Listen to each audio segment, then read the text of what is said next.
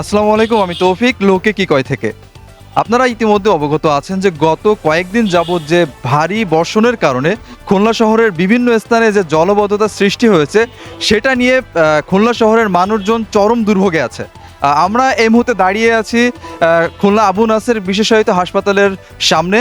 এখানকার রাস্তাঘাটের অবস্থা খুবই শোচনীয় এবং আপনারা দেখতে পাচ্ছেন যে পানিতে সব কিছু তলিয়ে গেছে এবং এখানকার মানুষরা প্রচুর দুর্ভোগের শিকার। তাছাড়া যে আবু নাসের হাসপাতালে যে রোগীগুলো যাচ্ছে তারাও দুর্ভোগের শিকার হচ্ছে। চলুন জেনে নেওয়া যাক এখানকার মানুষদের প্রশাসনের কাছ থেকে তাদের কি চাহিদা আছে সেগুলো। ভালো আছেন? আলহামদুলিল্লাহ। এখানে যে জলবদ্ধতার সৃষ্টি হয়েছে এবং লোকজন যে চরম দুর্ভোগের শিকার, এই প্রসঙ্গে আপনি যদি কিছু বলতেন। আমি কি বলবো, দেখেন আমাদের যে পরিস্থিতি, আমাদের ঘর বাড়ি সবই তলানো।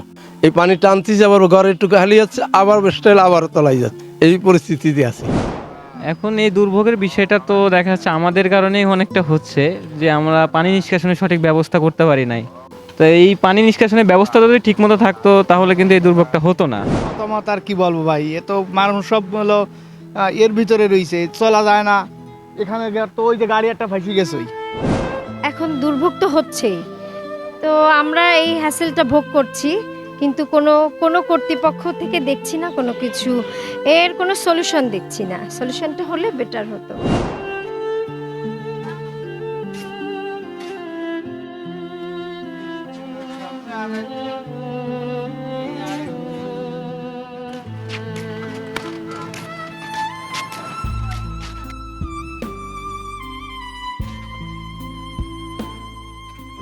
প্রশাসনের কাছে আপনারা কি চান এই বিষয়ে?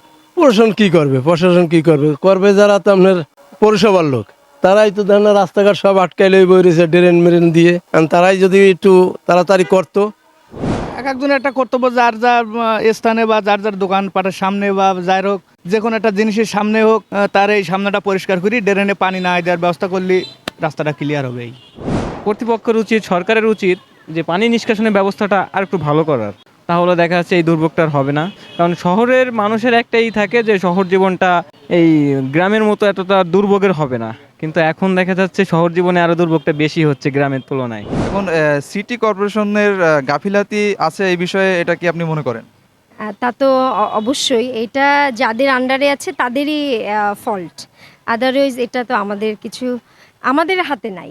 ওনাদের উচিত হচ্ছে যে এই কাজগুলো যখন এই বৃষ্টির সময়টা থাকে এই সময় না করে শুকনো সময় কাজগুলো করুক, যাতে কাজগুলো তাড়াতাড়ি শেষ হয়ে যেতে পারে আর মানুষের এই দুর্ভোগটাও কম হয়, যেন মানুষের এই বৃষ্টির সময়টা এই দুর্ভোগে না পড়ে। আর জলাবদ্ধতা দূর করার জন্য ড্রেনেজ ব্যবস্থা হচ্ছে ঠিক নেই এই জায়গার, মেন সমস্যা এইটা।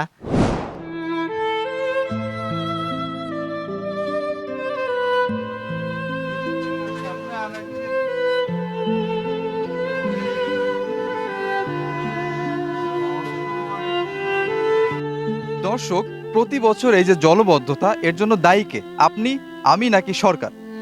এর উত্তর আপনারা কমেন্ট বক্সে দেবেন এবং এই জলবদ্ধতা নিরসনে আপনার, আমার এবং আমাদের সকলের কি করা উচিত এবং সরকারের আরও কি কি কাজ বা কার্যক্রম করা উচিত সেটা আমাদের কমেন্ট বক্সে জানাবেন। আজকের ভিডিও এ পর্যন্ত, দেখা হবে নতুন কোনো ভিডিওতে। ততদিন পর্যন্ত ভালো থাকুন, সুস্থ থাকুন, ধন্যবাদ।